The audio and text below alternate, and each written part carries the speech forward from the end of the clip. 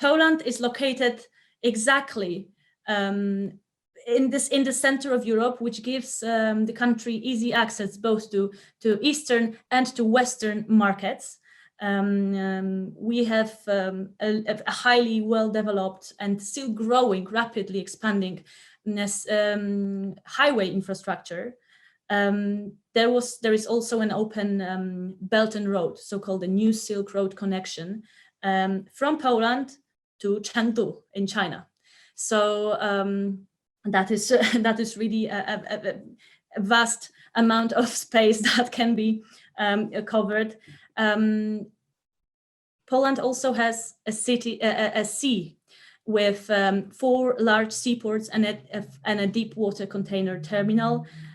This is also quite important when considering export or import. The sea connection is sometimes really important for the investors. Also, the population of Poland, which is a little bit over 38 million people, comprises of 40% of the population of the Central and Eastern European region. Almost 25 people almost 25 Poland's population is young, is under the age of 25. So we are still a relatively young country that offers a very big pool of skilled labor and workforce. The unemployment rate is around 6%. It was slightly lower before the COVID. Now it hasn't been on the rise that much, 6%. I think the wages, labor costs are a little bit on the rise, as in other developed countries. Nevertheless, worker productivity index, so the gross value of added per hour worked, is still on the rise. So that is something that really interests the investors and presents them with a good ratio. So let's speak like that. I think I can present you a little information about the higher education opportunities in Poland. As I've mentioned, the population is quite young and quite educated in quite a good way. We have over 370 higher education institutions across Poland. They are scattered around the whole country. They are not focused only in the capital city and then bigger cities as in other countries, which usually happens in other countries. Those are both universities, technical universities, or as vocational high schools. So we have access to, you could have access as potential investors both to university graduates as well as skilled blue-collar workers. I'm seeing some questions on the chat. Maybe I'm unable to see them right now. I will probably get back to them a little bit later. So we'll take the questions at the end, and I'll pose those questions to you all, and you could appropriately take them on once your presentation is done, if that's okay. Yes, of course. I'm unable to see them right now, but I will get back to all your questions later, if you don't mind.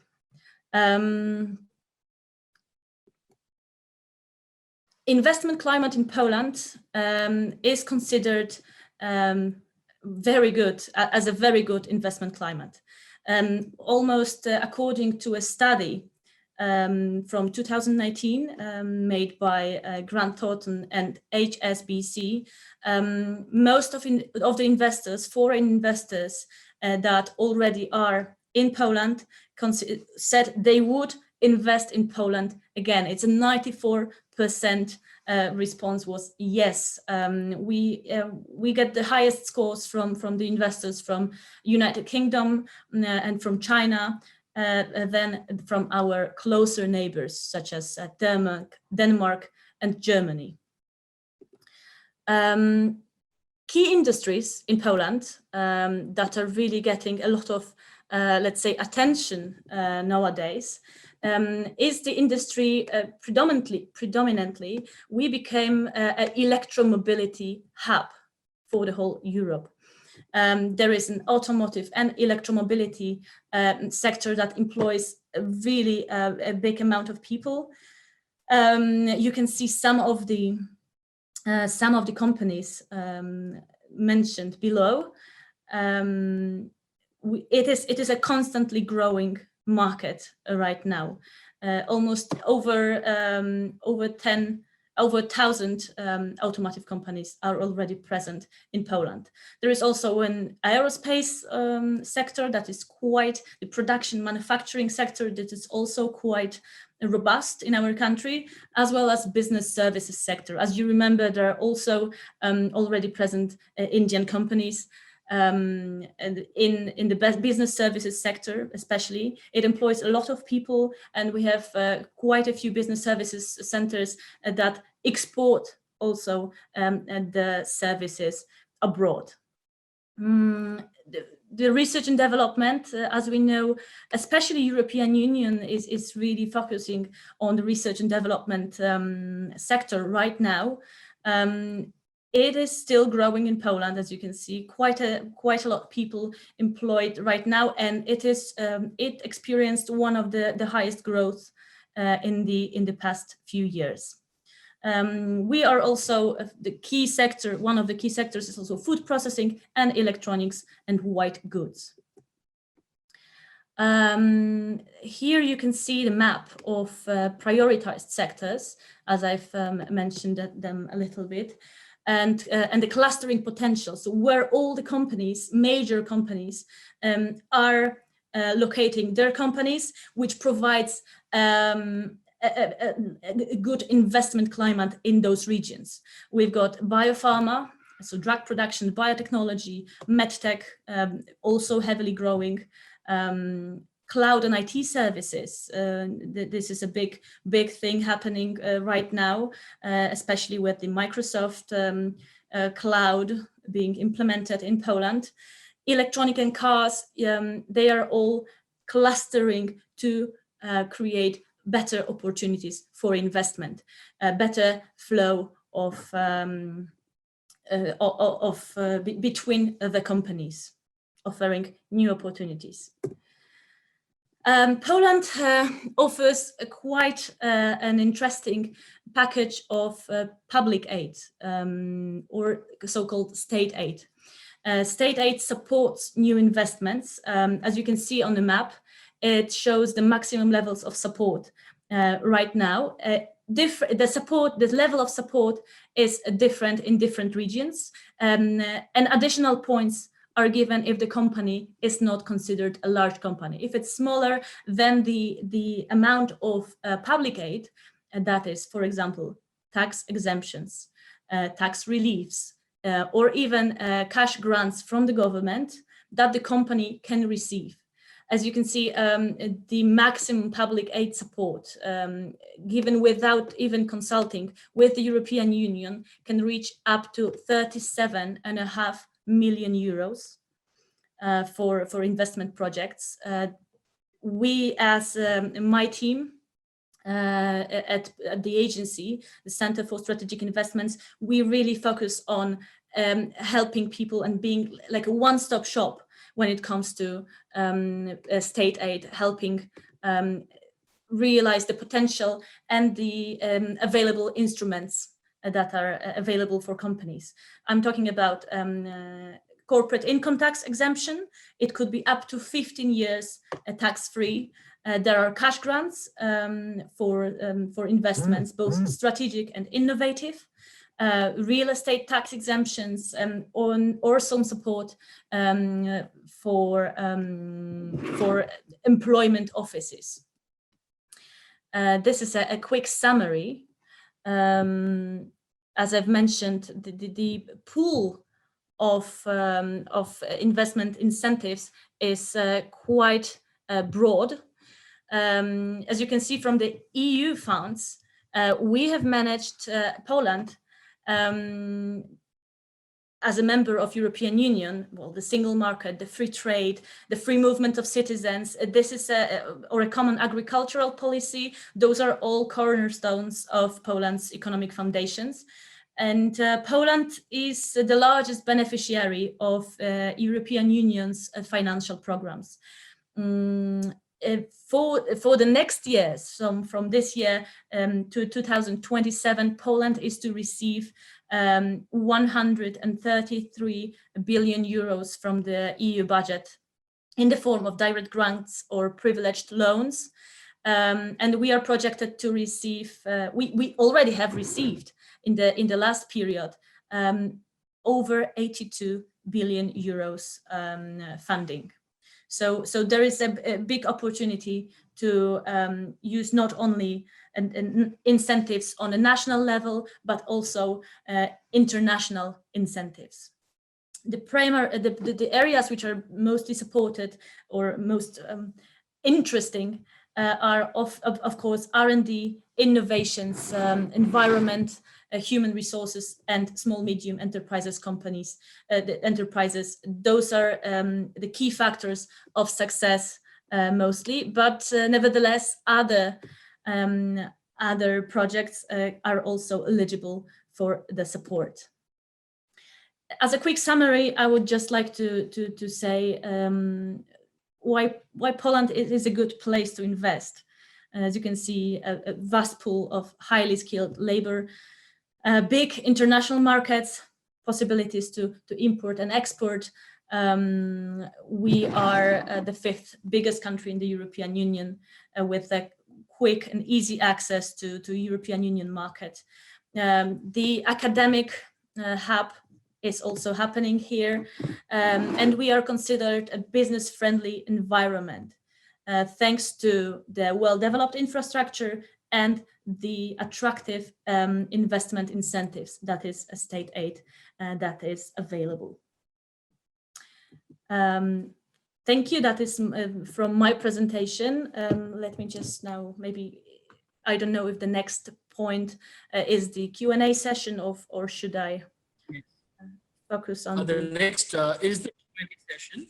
And now I would like to request Munmun to bring on Mr. Avinash Sawalka as a he could ask his question directly, to the people on the e-dais.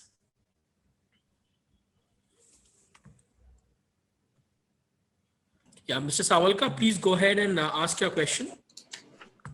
Good evening, everyone, and thank you for your time. Thank you, Your Excellency, Ambassador from Poland. It was a very interesting presentation to see Polish economy and its importance with the Indian economy. We are a company, we work very closely with the Indian Railways. That's our primary business. We are in the rail industry. And it's very fortunate that Poland has taken the railway industry very seriously. And in 2018 and 19, you had very large investments and decisions in the rail industry. You have fabulous companies in Poland making railway infrastructure and rail cars like PESA and Pafawag. You see the Indian railway industry is also going through a very large change. There are many huge investments coming in, a lot of technology changes being demanded both by the consumer and by the rail authorities. More and more of the Indian railway organizations are getting listed on the stock exchange, as well as they are being discussed of being privatized, which will allow for very fast decision and higher technology decisions. We see a lot of companies coming to us or to other manufacturers in India to partner with us and supply to the Indian railways. We see a lot of interest from Germany, from France. We already work with the company, the largest company for automatic doors in China. We also have companies from Czech Republic coming in. So I would like for the benefit of others, ask a question in brief because there are multiple people who are wanting to ask questions after you. Yes. I, we'd like to know what is the way we can approach the rail industry in Poland and its key players in technology, and how we can invite them to come and see the market opportunities in India and to look for partners in India.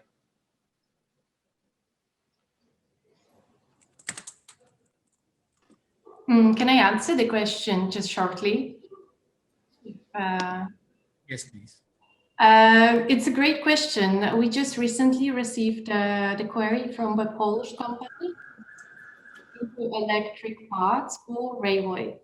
And I think that's what India is looking for, the innovative solutions, as it's constantly changing and developing its railway system. Therefore, what I would recommend you is just please send us the message, or please contact us, and we'll be happy to connect you with the right companies in Poland, in terms of joint ventures or in terms of importing from Poland the technologies or the products. If possible, please be precise and let us know what you are looking for, and you can count on us that we will try to find for you the right producers for Poland. Thank you. Mr. Ashish Popat, I would request you to ask your question in very brief, and then we'll request somebody from the panel to answer the same. Yeah, hi. My name is Ashish Popat. So basically, I'm from United Kingdom, and I have an interest, from India and UK both, about doing business, by setting up an entity in Poland. I'm even currently talking to somebody to take over the business. But what I a lot of bureaucracy comes, if I talk about the government requirements if I talk about local help, if I receive from others in terms of language. And I see, there's lot of thing being advertised by, it's like you guys, but if we sound reality, it's actually very different. And it's like, see, what had happened before Brexit, everything used to come from UK or it's like other places. But right now, if we're trying to set up where you said about the ports and everything, so this is not still so much friendly as in UK or in Germany as of now. So it's like, I'm not complaining here, but what I'm trying to understand, I might be approaching the wrong people. So here, what all help can be provided by you guys? Mr. Popat, I would request your question to be precise, because otherwise it's very difficult for the panelists to answer. So if you have a specific area where you believe that Poland could work towards, making it easier for businesses to start there, please share that area. Otherwise, I'm not too sure how our panelists could, respond. Yeah, okay. Over here, my specific interest is human resource. Okay. So I request anybody from Mr. Burakowski's team could take on that question. Maybe as I think the connection is poor during some moments, but I believe I see your question, Mr. Popat, in the chat. So you ask about the workforce and the working permits. Am I correct? So if there is a investment projects that is happening with cooperation with Polish Investment and Trade Agency, when it comes to coming to Poland, we fully support you in the process. We can connect with a certain experts in the fields that help process the documents. We as well facilitated the contacts with central and local authorities. So in that manner, we are providing our support. I now request Mr. Manoj Kaushal to ask his question. And again, the request would be to be extremely brief, because we've already exceeded our time. So this would be the second last question. So Mr. Kaushal, please go ahead. Dzień dobry, and thank you very much for the interesting webinar. I'm working for the Polish company in the Piaseczno near to Warsaw, and I'm working from India remotely from the Chandigarh area near to New Delhi, right? So we are supplying the medical equipment. This is the very high technology that we are supplying to the India from last 4 years. So we supply more than 800 medical lasers in the different place of India, in the central governments, the state governments, everywhere, right? Now our keen interest is to set up our, branch in India. So this is my question: how you can help us to set up the branch in India? So in future, we are also looking manufacturing faculty if it is good supported by the government of India, like Make in India projects. But at the moment, we are looking for the branch office. So this was the questions. So again, if may I answer the question? Yes, Yes. We support investors, Polish companies who are looking to invest in India. And it's a good question because in 2 weeks, we are organizing a webinar focusing on investment opportunities in India and also how to register a company in India. This is the event that's going to take place on 11th of February. Right. It will be both in Polish and in English. We have invited representative of Invest India, but also the representative of 2 lawyer groups, one from India, one from Poland, and they will answer all the detailed questions, how to do it, and what to watch for in terms of setting up a branch or other office in India. If you would like, I would just post here the link to the registration. But please keep in mind that the event will be both in Polish and English. Mainly, it is addressed to Polish companies. Basically, it is addressed to Polish companies and Polish speakers. Therefore, Okay. it will be the main language used during the event.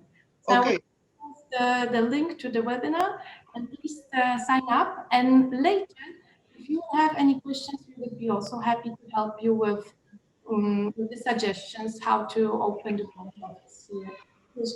Just give us the note, the email, just send us the email, please. Okay, thank you very much for your answer.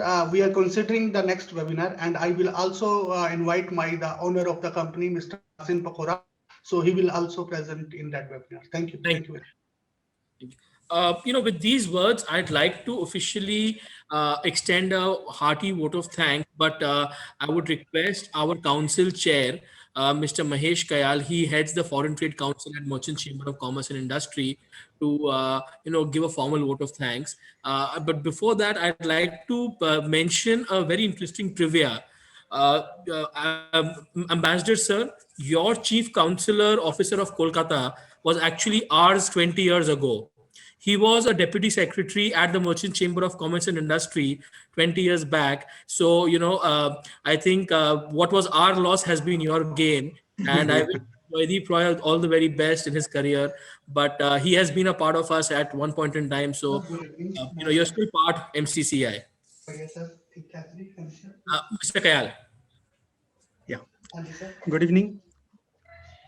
After very engaging, insightful discussion on doing business with Poland, I take this opportunity to wholeheartedly thank our guests, His Excellency Mr. Adam Burakowski, Ambassador of Republic of Poland in India, and other members of Polish delegation for gracing this webinar and enlightening us on the core issues regarding Indo-Polish trade.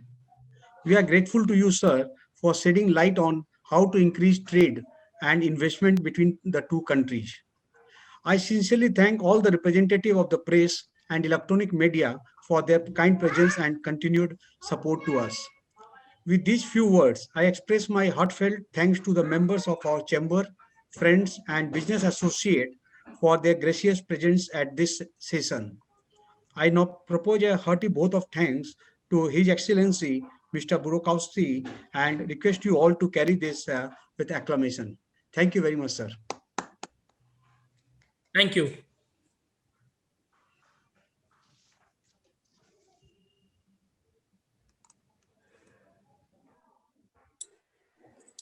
Thank you very much. And then, of course, Mr. Joydeep, who was mentioned here as a member of MCCI 20 years ago. He's a very good friend of ours and big asset to our honorary consulate in Kolkata and our mission in India. So thank you very much, and hope to see you soon. Thank you.